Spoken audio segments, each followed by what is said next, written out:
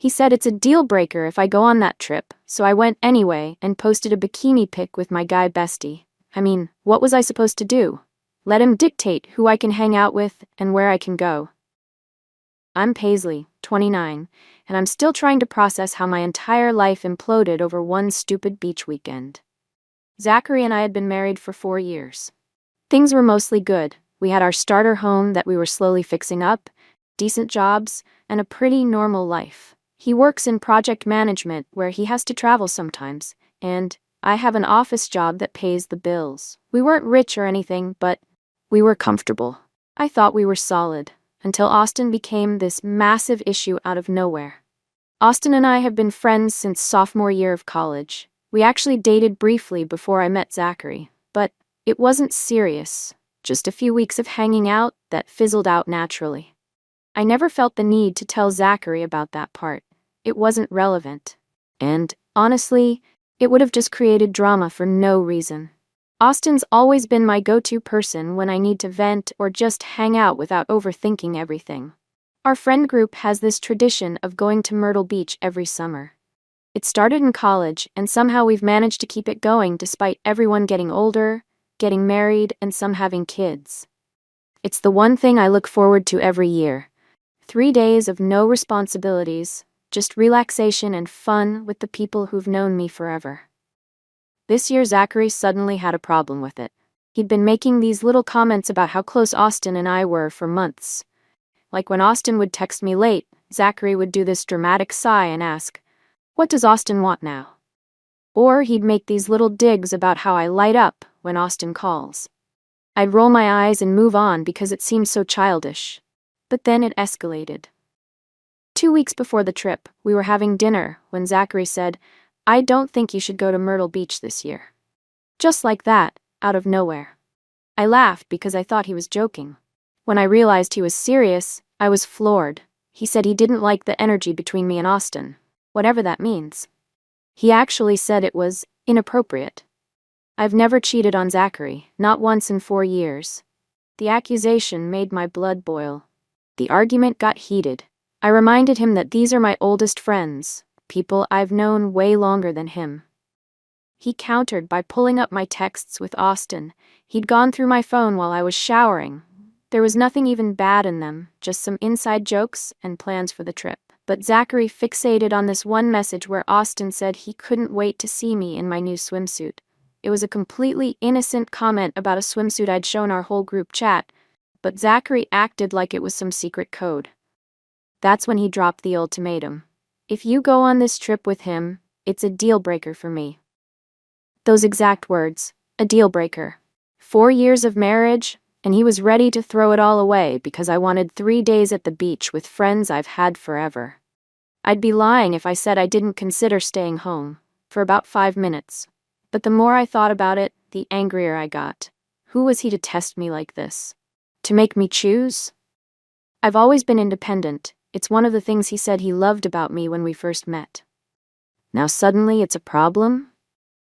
So I made my decision. I wasn't going to let him control me. I packed my bags, told him I was going, and that we could talk about his trust issues when I got back. He barely said goodbye when I left. Just sat there on the couch, staring at his phone, acting like I wasn't even there. It hurt, but I was too stubborn to show it. I figured he'd cool off while I was gone and realize how ridiculous he was being. I had no idea that a weekend trip would be the match that would burn my entire life to the ground. And the worst part? Deep down, some tiny voice was whispering that maybe, just maybe, I knew exactly what I was doing when I pressed post on that photo. But I wasn't ready to hear that voice yet. The drive to Myrtle Beach should have been relaxing, but I couldn't stop checking my phone. Nothing from Zachary. Not a text, not a call, nothing. I told myself I was glad. No drama to deal with, but honestly, it stung. 4 years together, and he couldn't even send a drive safe message? Whatever. I cranked up my playlist and pushed him out of my mind. When I pulled up to the beach house, Austin was already there on the porch, beer in hand. He gave me this big hug and whispered, "Proud of you for coming." Something about the way he said it made my stomach flutter. He helped carry my bags in while catching me up on who had arrived and the plans for the weekend. The house was exactly like always. Slightly run down, but perfect. 6 bedrooms, oceanfront view, and a massive deck. Our friend Tiffany gave me a sideways look when I walked in. "So Zachary was cool with you coming?" she asked. I rolled my eyes and said he'd get over it. She didn't look convinced. That first night, we did our traditional bonfire on the beach. Someone brought up Zachary's absence, and I found myself getting defensive. "He doesn't own me," I said, maybe louder than necessary. "We're not joined at the hip." Austin nodded along, adding, "Paisley's always been independent. That's what makes her Paisley." I felt seen in a way Zachary hadn't made me feel in months. The drinks flowed, and with each one, I found myself sitting closer to Austin. Nothing inappropriate, just laughing at his jokes, letting my hand rest on his arm when he said something funny. Old habits. Around midnight, he suggested a quick swim. The others had already headed back to the house, but the water looked so inviting with the moonlight on it. So we went in, still in our clothes from dinner. The water was freezing but exhilarating. We splashed around like kids, and for those few minutes, I forgot all about my problems at home. Back at the house, I checked my phone again. Still nothing from Zachary. So I opened Facebook and posted a quote. "Sometimes the people who claim to love you the most are the ones who try to clip your wings." I added a beach sunset photo and watched the likes roll in. The next day was when things really went sideways. We spent the morning on the beach, and I wore my new bikini, the one Austin had commented on. It was more revealing than what I'd usually wear, but I felt bold. Everyone was taking photos, and Austin suggested one of just us. His arm went around my waist, pulling me close. His hand rested a bit lower than it should have. The camera clicked, and something shifted between us. Later, after too many margaritas at the beachside bar, Austin and I ended up alone on the deck. He mentioned that he'd always wondered what would have happened if we'd given our relationship a real shot back in college. I should have changed the subject. Instead, I admitted I'd wondered too. One thing led to another, and we ended up back in his room. We didn't have sex. I had that line drawn firmly in my mind. But what we did do was definitely crossing boundaries. I justified it to myself. It wasn't really cheating if we didn't go all the way. A stupid, convenient loophole I created on the spot. That night, feeling reckless and maybe wanting to hurt Zachary like he'd hurt me with his ultimatum, I posted the bikini photo of Austin and me. I captioned it, "Making memories with the people who truly matter. Beach vibes, best friends." I turned my phone off immediately after, not wanting to see Zachary's reaction. Part of me knew I'd crossed a line, but a bigger part felt vindicated. He wanted to control me? Well, here was my response. The drive home felt a million miles long. I'd turned my phone back on Sunday morning to a flood of notifications, comments on the photo, messages from mutual friends, but nothing from Zachary. The silence was worse than anger. Tiffany had pulled me aside before I left and said, "I hope that post was worth it." Her words hung in my head the whole drive. When I pulled into our driveway, I knew something was wrong. Zachary's car was there, but the house felt different. I walked in calling his name, but no answer. Then I saw it, his closet half empty, dresser drawers pulled open with just my stuff left behind. My heart pounded as I ran room to room.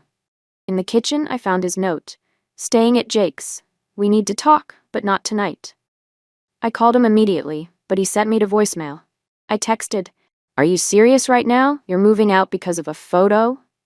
Then I sat on our kitchen floor and cried until I couldn't breathe. He finally came over the next day. I'd barely slept, rehearsing all my arguments, but the man who walked in wasn't the Zachary I expected. He was calm. Cold. He sat at our kitchen table like a stranger. "So you're back," he said, voice flat. "How was your trip with Austin?" "Don't do that," I snapped. "Don't act like I committed some major crime. You're the one who gave me an ultimatum." He pulled out his phone and showed me my photo. "This isn't just a beach picture, Paisley. This is you deliberately trying to hurt me, to humiliate me." Then he scrolled to the comments, friends asking where he was, Austin responding with a winking emoji, people I barely knew weighing in. "You made our marriage problems public," he said. "You wanted everyone to see you defying me." "You went through my phone," I countered. "You tried to control who I could see and where I could go. I asked you not to go on one trip with a guy who clearly wants more than friendship." After finding messages that made me uncomfortable. That's it. He rubbed his eyes like he was tired. But this isn't even about Austin. Then what is it about? I demanded. It's about respect, Paisley. It's about you always needing to test how much I'll take. The innocent flirting with other guys when we're out. The way you shut me out of your friend group. How you're always the victim when we fight. He looked at me with such disappointment. I saw the beach photo, and I know what happened with Austin. My blood ran cold. Nothing happened, I lied automatically. Don't. He held up a hand. Katie saw you coming out of his room at 2 a.m. She texted me because she was worried. I felt cornered. We didn't have sex, I insisted. That's not cheating. Zachary just stared at me, his face a mask of disbelief. Do you actually believe that? That anything short of intercourse is acceptable with another man? It's not like I planned it, I said defensively. And maybe if you hadn't been so controlling, I wouldn't have. Stop. His voice was quiet but firm. No more making this my fault. I'm staying at Jake's for now. I need space to think. You're overreacting, I said, panic rising. This wasn't how this was supposed to go. I came back, didn't I? I'm here. Physically? Maybe. He stood up to leave. But you haven't been present in this marriage for a long time, Paisley, and neither have I. That's on both of us. When he walked out, I had this terrible feeling that I'd miscalculated everything.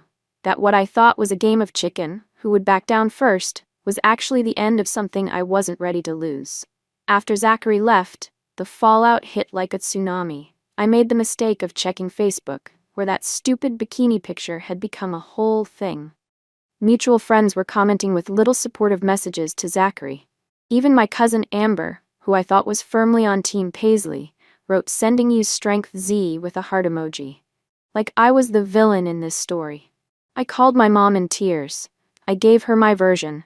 Zachary's controlling behavior, the ultimatum, how I just wanted a weekend with friends. She was sympathetic at first, promising to talk to him. He's always been so reasonable, she said.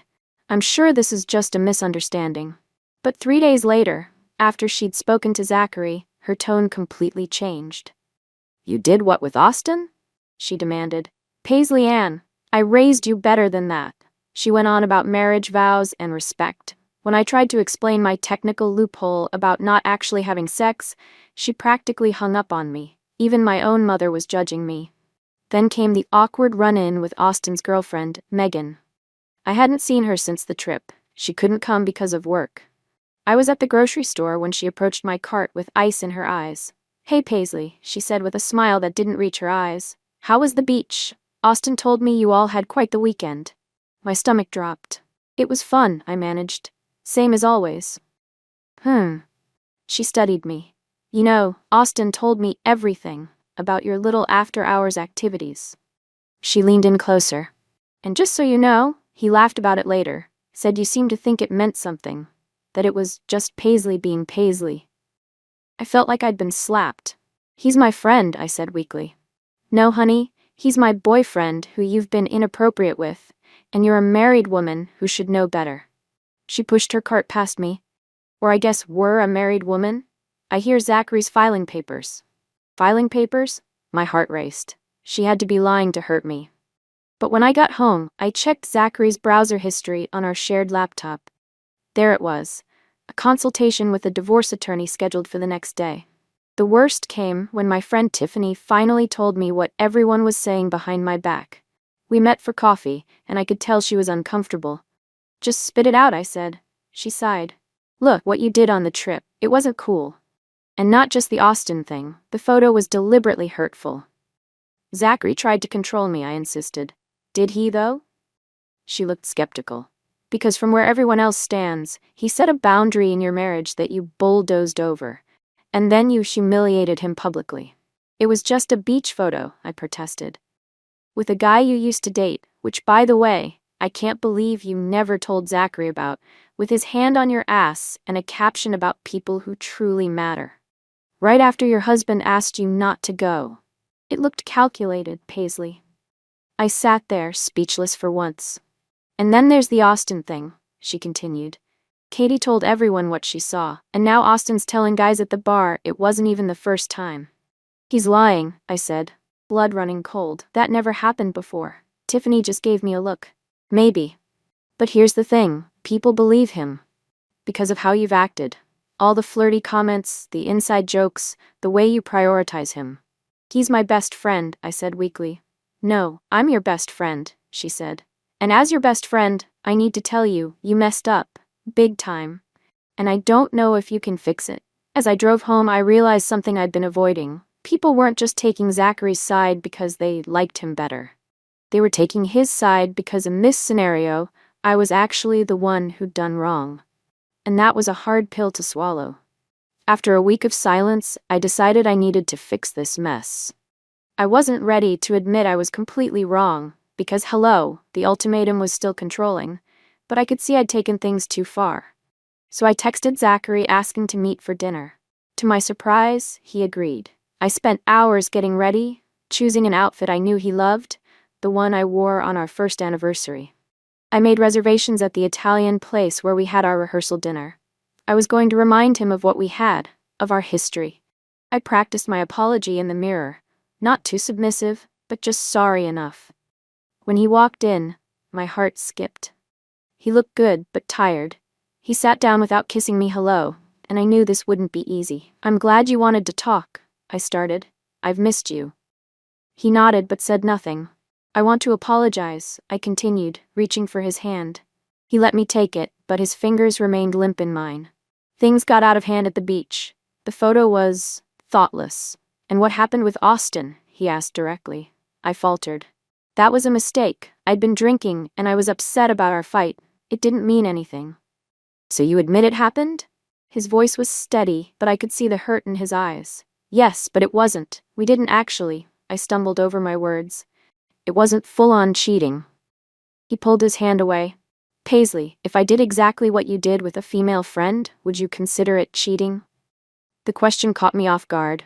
I wanted to say no to be consistent, but we both knew I'd be furious. I dodged instead. This isn't about hypotheticals. This is about us, our marriage. The marriage you were willing to risk over a beach trip? He asked. Or the one you humiliated publicly? You're the one who gave me an ultimatum. I shot back, my plan for calm reconciliation already derailing. You backed me into a corner. I asked you not to go on one trip because I was uncomfortable with your relationship with Austin. One trip. He sighed. And instead of considering why I might feel that way, you turned it into this huge power struggle. Because you were trying to control me. Was I? He looked genuinely confused. Or was I asking for respect, for my feelings to matter as much as Austin's? That hit a nerve, because deep down I knew there was some truth to it. I'd always prioritized Austin's feelings, his needs, his place in my life. I just want us to move forward, I said, softening my tone. I placed my hand on his thigh under the table, sliding it upward suggestively. I miss you. I miss us. He removed my hand firmly. Sex isn't gonna fix this, Paisley. It never has, even though you've tried to use it that way before. I felt exposed, like he could see through all my strategies. Then what do you want from me? Accountability, he said simply. Real understanding of why what you did was harmful, not just for the trip, but for the pattern of disrespect. I tried to hold back tears. I said I was sorry. For getting caught, he replied. Not for the actions themselves. The dinner went downhill from there. I alternated between defensive arguments and tearful pleas. At one point, out of desperation, I said, if you leave me over this, I don't know what I'll do to myself. It was a tactic I'd used before when backed into a corner, hinting at self-harm to make him back down. This time, he didn't take the bait. Don't do that, he said firmly. That's emotional manipulation, and we both know it. He placed money on the table for the bill. I've been talking to a therapist. She's helping me see patterns I've been enabling. So some stranger is telling you to divorce me? I asked bitterly. No, he said, standing up. She's helping me see that I deserve a relationship based on mutual respect. He paused. I filed the separation papers yesterday, Paisley. My lawyer will be in touch. I sat in that restaurant long after he left, wondering how it had come to this. How one weekend, one photo, one mistake could end 4 years of marriage. But deep down, I knew it wasn't just one weekend. It was 100 small choices where I'd put my wants above our marriage. 100 moments where I'd chosen Austin's friendship over Zachary's comfort. 100 times I'd tested boundaries just to prove I could.